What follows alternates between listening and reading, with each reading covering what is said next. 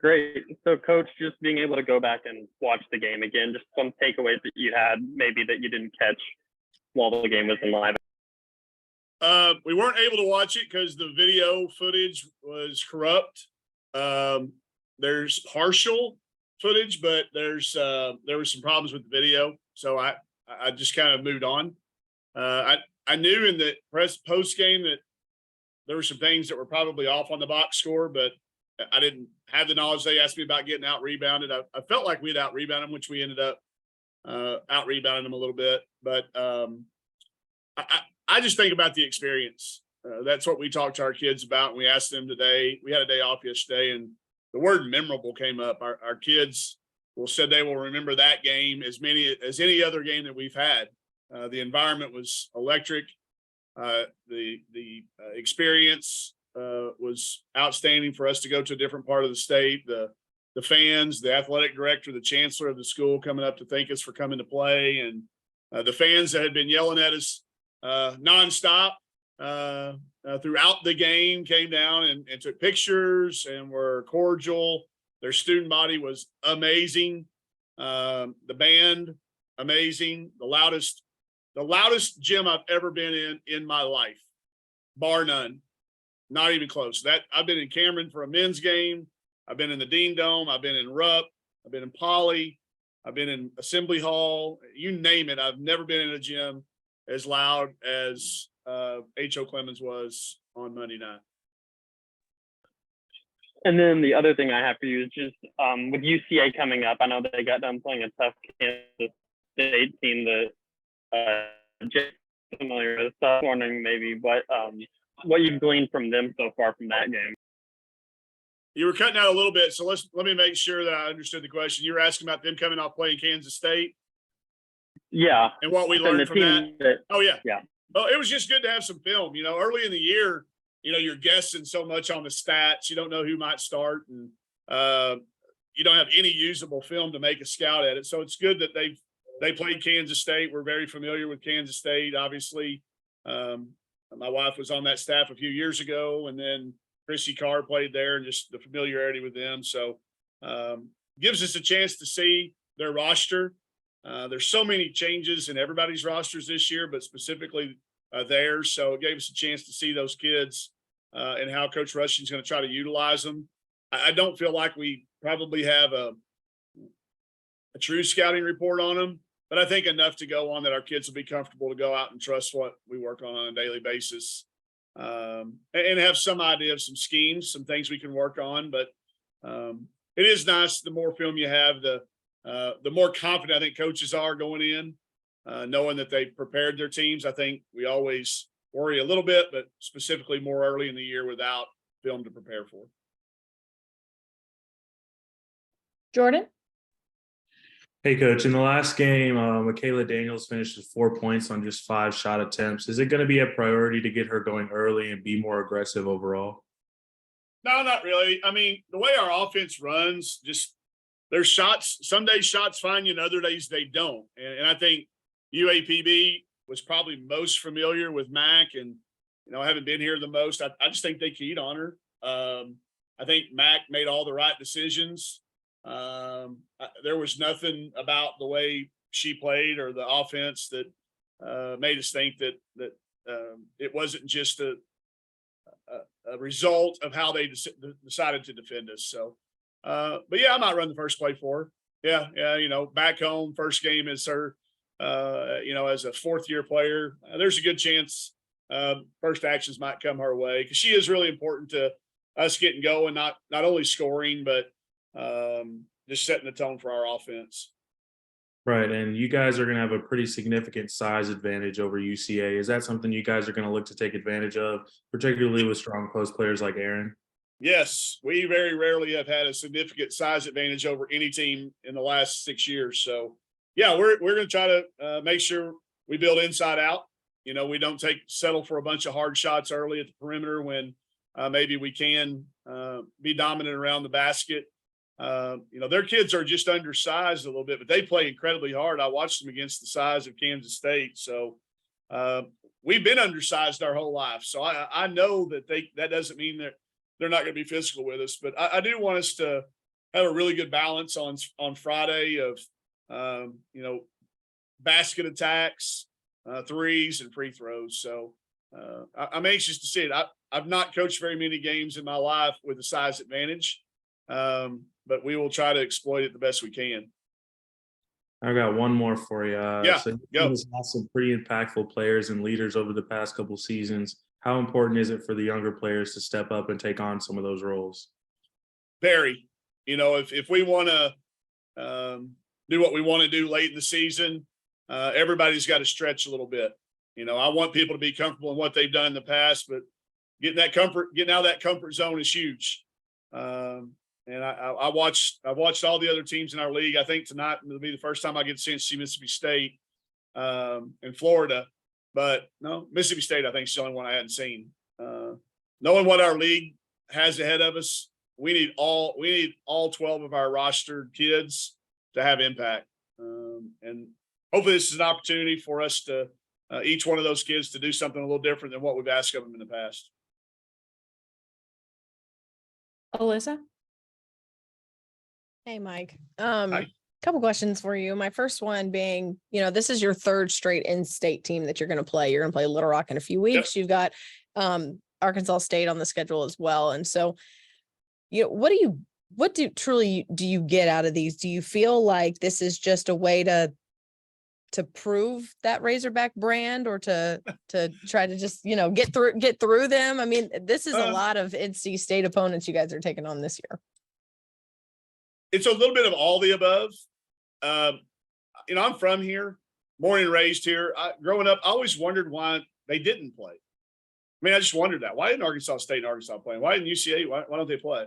I found out later it was kind of an unwritten thing in the athletic department when Coach Broyles was around. But once the board of trustees came out and said, "Hey, it's okay, play these games," I just thought we should. I'd heard talk. Hey, if we played those guys, if they would play us, this is what would happen. And that's part of it, but a really small part of it, Alyssa. Yeah, I want us to establish that. But I also think it's good for every program for us to go play there rather than make all the games be here. I don't want to say, yeah, we'll play, but it's got to be in Bud Walton or it's got to be in a neutral site. That's why we went to Pine Bluff. We're going to try to go to UCA in the future. We've already been to Arkansas State and Arkansas Little Rock, or not Arkansas Little Rock, just Little Rock. I think it's important for our state that all programs, and I said it the other night in the post game, I really do hope there's a time when all 5 of us are in the NCAA tournament. We'd be in different leagues now. They're all in different leagues. I think that's true now that Little Rock and Arkansas State have split up conferences. They were in the same league for a while, but I would love to see that.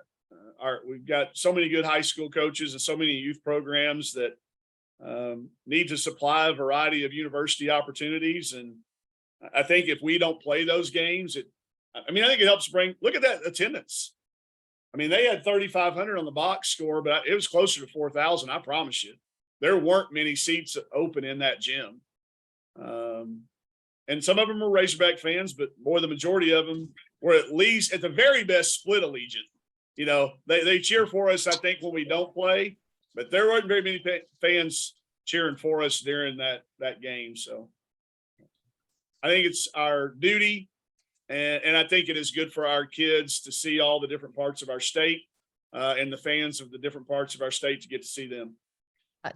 So my next question, because I know you love this game and it's been a couple of years since you've played the elementary day game. And so it is going to be loud, talking about loudness. It is going to be a different kind of loud on Friday, but I always love to get your take on this game. Bring those earphones you have. It's a steady hum of a buzz. We will pop in some noise tomorrow. It's just this steady buzz. I warned our newcomers that our young fans will cheer when UCA makes a basket for just as much as they do for us. And the loudest cheer of the night will be when Baby Shark comes on. Baby Shark is undefeated, has never been defeated.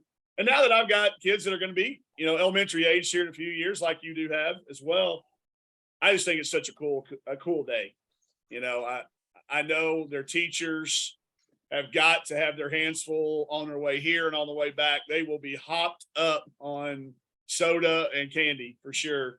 But it's just it is fun for our kids. They look forward to it. They are so excited the game is back and able for them to be here. And another thing that I think women's basketball is about that engagement, and it gives us a chance to engage with that next generation of kids. And I see all these stories other places like, this player was their ball girl when they were 5 or 6. Well, I'm not old enough yet, but I'd love for the day when one of these kids come up and say, hey, I was at that youth game when y'all did X, Y, or Z. So really cool atmosphere, but come with your earplugs ready and be ready to be entertained as much in the stands as we are on the court. And last one for me, I think you can talk about her now because she signed her piece of paper, but I was down at Farmington for Jenna Lawrence's signing today. Just a big get for you. And I didn't know if you could talk about her a little bit. Have we gotten the email yet, Kylie? No, not yet. Psych, just kidding. We still have not got, we are anticipating and exciting. We did get Marin Archers, who was our first player to commit. So she's the only one of the ones that we will be expecting that's in, but everybody's got the signing dates. Everybody's kind of got their own little plan. And we used to all have this big plan for that day one, but it's kind of like Midnight Madness. It's kind of lost a little bit of its lead up, but really excited about Marin. And in the next press conference, we'll be really excited, hopefully about a couple more. How about that? Perfect. Thanks. Yeah. Brett? Hey, Mike, back to that exhibition game. We saw Jersey a handful of times take it hard from the wing, get to the paint, kind of finish. It looked new to me. I'm curious if that's something she's added, or we didn't see a lot of that last year because she was underneath. Option B that you just said, she was playing the post for us, playing out of position, so getting her back to that natural position, then giving her some time to get comfortable out there. After a year of the things that she learned, it's valuable for her. You can see she's a lot, she handles physicality a lot better. She's way more comfortable going to the rim and finishing at the rim. Her shot has a higher release. She's just more at home. She's more comfortable, which makes her more confident, just like any of us in our lives. When we're in comfortable situations, we're more confident. And she made a move today in practice that kind of sent us all into, okay, wow mode. And we're starting to see those more and more and more. I think they will happen throughout the year. She had a couple of near tip ins at UAPB the other night. That will happen more and more as she gets mismatch issues. We're still going to post her some when she has mismatches, but she's really bought in. She loves coming in and giving us a spark. She and Marion kind of have this little vibe going that when they get in together, they give us a lift. So it's really fun to see her in her sophomore year mature. She's got a big smile on her face. Freshman years are tough, man. And in the SEC, it's even tougher. And starting in the SEC, and then starting in the SEC and playing out of position, and then starting in the SEC and playing out of position and having to guard Aaliyah Boston and, the people that we asked her to guard. It was incredibly hard for her to do, but she's grown from it. But anybody that knows Jersey, that's what she seeks, growth opportunities. Speaking of freshman years being tough, Miriam threw a couple of Hakeem Olajuwon moves at us the other day against Rogers State that really looked impressive. How will she continue to grow maybe over the next month and a half as you get closer to conference play? Guys, I'm telling you, when she gets the confidence back in her knee like she had prior to her injury, there's a lot of Hakeem. You're going to hear a lot of Olajuwon comparisons. And it's okay. There's not very many women's basketball players to compare to. Griner is certainly going to come up, I think, over the years because of her footwork. And but the thing Miriam's got that a lot of these players have never had is the ability to shoot the three as well. That is a huge part of her arsenal. So still scratching the surface. She is she's so mindful of wanting to improve. The moves that we're going to continue to see, there's going to be a highlight video for sure by the time she graduates.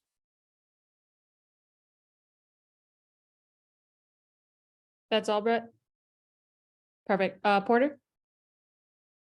Coach, they were touching on Jersey, and you're talking about her confidence and how much it's grown. How much do you think it is because she is getting to play her more natural position and getting to be more of herself this year opposed to last year?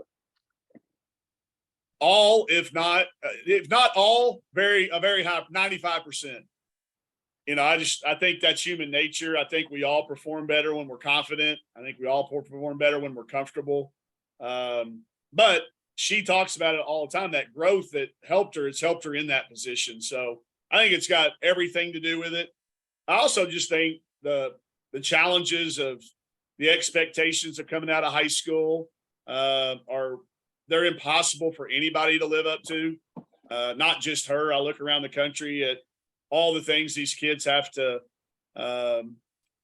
read on social media and hear about, and then try to go out and live up to those. I think she took the summer. She really got in a good mind space, and it's really starting to show how she plays on the court every day in practice. And we'll see it more and more in games. I still think it's going to take some time. It'll be like her freshman year at this position, but I just don't think it'll take near as long for her to look as comfortable on the perimeter as it did around the basket. And I was like jumping in, so if I ask a question's already been asked, I apologize. That's but all right. Miriam touched on being able to go play at HBCU, and what do you think their emotions and being able to go play at a place like Pine Bluff? What was their reaction during and after the game? We had done a study during the preseason on the Morrill Act, which was the land grant act that our university and UAPB were founded under. So it was really cool. We had Dr. Broughton come out and speak to the team, a former Board of Trustees member who lives in Pine Bluff, and explain to our kids, life in the SEC is pretty it's pretty good. And in the SWAC, they might not have the uniform combinations we had. To see the facilities, to see the things, I think it was really good for our kids to have a grasp and understanding that that game for them, it helped their program. And as hard as they competed against us, as badly as we wanted to win, at the end of it, we helped them and they helped us. And I think that just goes with what this team has kind of talked about being in the off season, and an opportunity to know that we've impacted a team that in our state in a different league. So different part of the state. There's kids from Arkansas that said they'd never been to Pine Bluff, and I just, there's so many cool things. I talked about it on maybe our press conference before leading into it about my memories of Pine Bluff. And I've got tons of them. And I want to make sure that our kids get a chance to see all the parts of this state, not just the ones that we sleep in every night. And lastly, just moving on to the game against UCA, you're going to have elementary day, but you're going to have kids not only, having a field trip, but more and more you're seeing over the years, more of these girls are wearing the basketball jerseys. They're bringing the signs, and they're wanting to be more and more like your players. So what does that say about your team and your program, where it's at now compared to when you started this? Just that they do have eyes on them. I mean, the number of eyes on them, the impact they are making on these kids. They've got their, you see kids with Michaela Daniels jerseys on and Riley Lingerman jerseys on, not one they got out of the hog heaven that was a men's jersey that doesn't have a name on it. It's their jersey. It's just so good that our young kids can see the opportunity that other kids are doing it ahead of them. And if they follow in their footsteps, that opportunity is there for them. It's not been there for a long time. And our kids take that very seriously. They will be very engaged and engaging during that game and after the game. And I'm just glad our university supports that opportunity. It takes y'all, if you want to see something, come sit in this chair I'm sitting in the hour before that game and watch these 54 buses, or 54 elementary school full of buses come load and unload. It is, you think the drive-through line over at Chick-fil-A is a machine. Come watch this go to work. I mean, it is an unbelievable sight to watch them get those kids and those teachers. I'm a teacher. I was a high school teacher, and my daughter's an elementary teacher. I've just got so much respect for the jobs that those people do.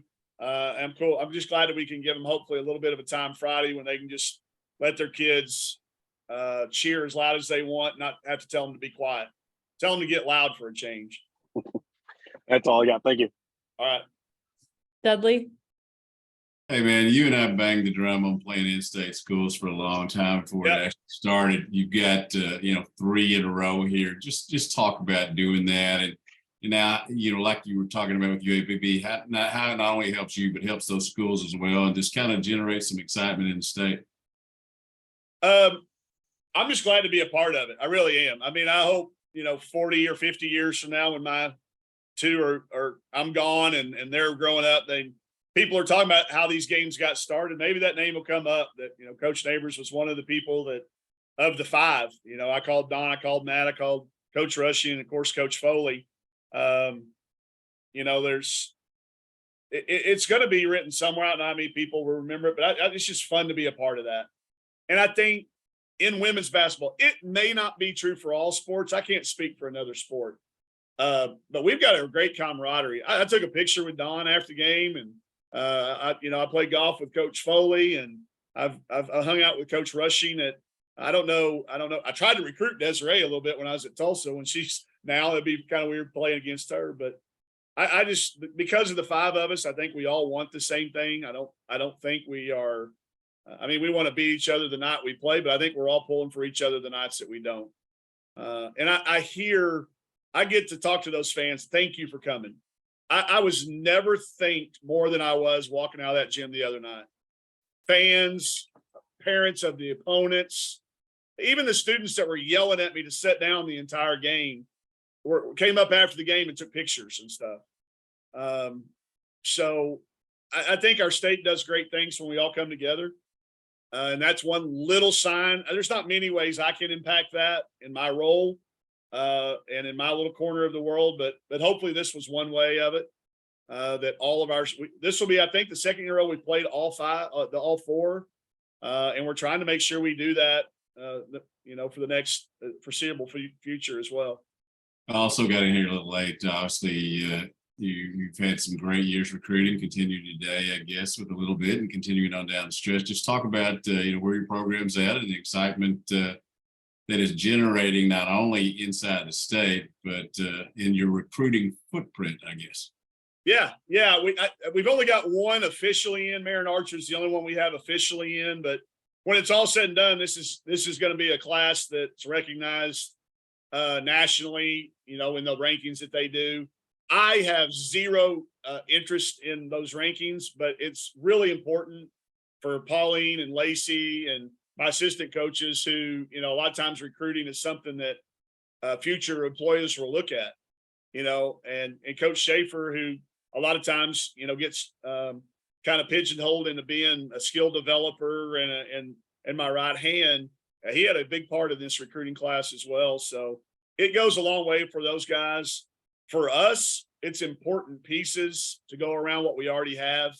I think this time next week, when you look at what our roster could be in the next 2 or 3 years, we'll be as talented as anybody in our league. And that, if you're as talented as anybody in our league, that means you're as talented as anybody in the country. They're coming from, all states now. We have to be more thorough, but that is a sign that you have attracted. You've got something that's attracting kids. There's no doubt the overall success of our school, all the teams, has factored into that. You're going to be eating in the cafeteria with future Olympians, future NFL, NBA, people you see on the golf tours, the tennis tours, like I said, the Olympics. It's a really cool place to be right now, and it's starting to spread in that SEC footprint for sure, but also stretching outside just to all parts of the state. All parts of the country. Appreciate it. You got it. And then Ethan, do you have another one? Yeah, hopefully my audio comes through better this time. But it just seemed like the other night in that late first quarter and then second quarter where y'all went on that run that Riley was causing a lot of just extra possessions for y'all. How big is it in a close game like that, having a player who can get y'all, those energy plays that can maybe lead to a run? Yeah, we count on 3 of those a half from her. And 3 a half, most people are hopeful of getting 3 in a week. But she's raised that bar so high. She does so many things that don't show up on any stat sheet, much less, one that's going to miss some of those things. But we do not take her for granted. Her teammates do not take that for granted. I said this to somebody the other day, like if you had to apply for jobs on our team, like, you said, hey, this job's open. Who wants to apply for it? There's not very many people that would apply for Riley's job. One, because they know they're not going to beat her out for it.